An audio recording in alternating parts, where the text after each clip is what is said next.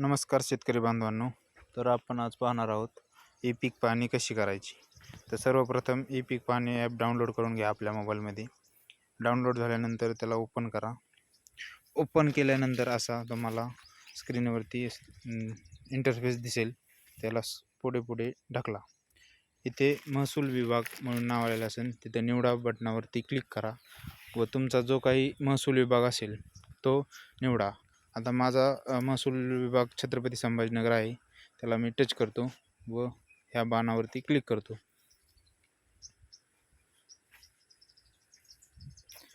थोडा लोड घेत आहे. लोड झाल्यानंतर शेतकरी म्हणून लॉग इन करा या बटनावरती क्लिक करा.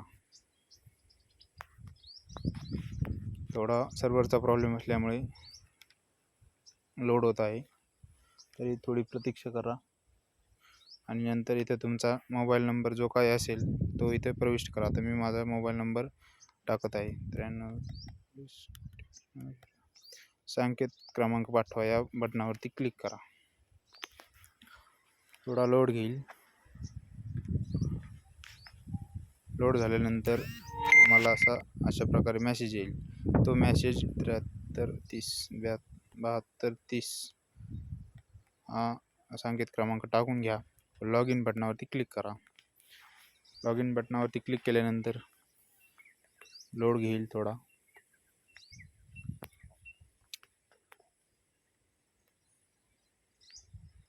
लोड गेल्यानंतर असं पेज तुमच्यासमोर ओपन होईल. आता तुम्ही नवीन खातेदार नोंदणी करा या बटनावरती क्लिक करा.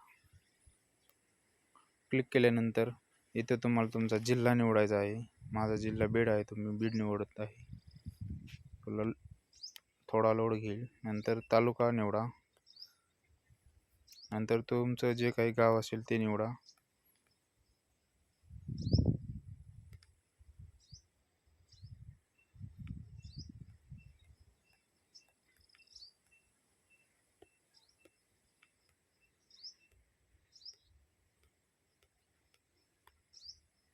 पुढे जा बटनावरती क्लिक करा.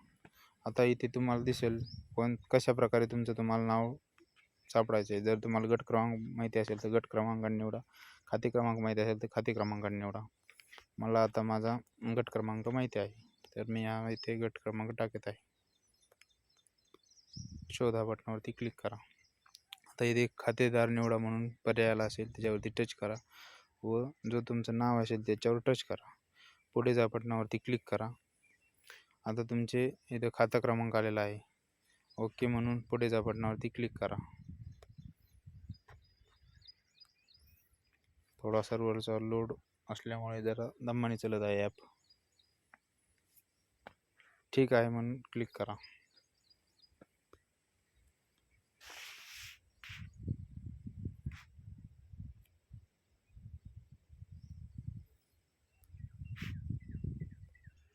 आता असा इंटरफेस तुमच्या समोर ओपन होईल. पीक माहिती नोंदवा या पर्यायावरती क्लिक करा. क्लिक केल्यानंतर असा पेज ओपन होईल. आता इथे तुम्हाला तुमचा खाते नंबर निवडायचा आहे. गट नंबर कोणता आहे तो निवडायचा आहे. इथे तुमचं पूर्ण क्षेत्र पोटखराबा किती आहे तो दाखवेल. आता हंगामाच्या जागेवर खरीप हंगाम हा निवडून घ्या. इथे तुम्हाला तुमचं पेरणीसाठी उपलब्ध क्षेत्र दाखवेल. त्यानंतर पिकाचा वर्ग, एक पीक आहे, बहुपीक आहे की कोणते पीक जे काय असेल तुमचं ते निवडून घ्या. माझं एक पीक आहे म्हणून मी निवडतो एक पीक. निर्भर पिकाचा प्रकार निवडा, म्हणजे पीक आहे की फळबाग आहे ते निवडायचं आहे. आता आपलं पीक आहे त्यामुळे आपण पीक निवडू. त्यानंतर झाडाचं नाव, इथं कोणतं झाड आहे ते, म्हणजे जे तुम्ही काय पेरलं आहे ते पहा. इथे मी आता कापूस निवडत आहे. कापूस. आता क्षेत्र भरा, तुम्ही किती क्षेत्रात कोणतं पीक लावले ते निवडायचं. मी आता संपूर्ण क्षेत्रात कापूसच लावलेलं आहे त्यामुळे कापूस निवडत आहे. त्यानंतर जलसिंचनाचे तुमचं समजा विहीर असेल तर विहीर निवडा. तुम्ही कशा प्रकारे पाणी देता तुमच्या शेताला ते निवडा. आता सपोज आता विहीर निवडली तर इथं मग सिंचन पद्धती काय आहे, ठिबक सिंचन, तुषार सिंचन, प्रवाही सिंचन, कोणत्याही प्रकारचं जे सिंचनाने तुम्ही पाणी देता ते निवडून घ्या. आता ठिबक सिंचन निवडा थोडक्यात. पण आमचा आता कोरडवाहू आहे, त्यामुळे आम्ही कोरडवाहू निवडत आहे. आणि लागवडी दिनांक, पीक कोणत्या महिन्यात आणि किती तारखेला लावले ते निवडून घ्यायचं. आता जूनमध्ये आम्ही 12 तारखेला पीक लावलेलं आहे, तर मग 12 तारीख निवडली आणि ओके बटनावरती क्लिक केले. पुढे जा बटनावरती आता आपल्याला क्लिक करायचं आहे. तरी आपण सर्व माहिती एकदा चेक करून घ्या. पुढे जा बटनावरती क्लिक केल्यानंतर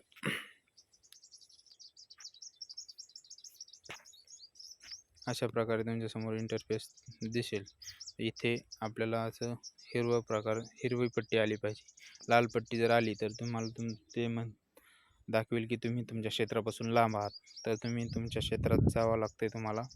आणि इथं अद्ययावत करा म्हणून बटनावरती क्लिक करा आणि पुढे जा बटनावरती क्लिक केल्यानंतर ठीक आहे म्हणून क्लिक करा.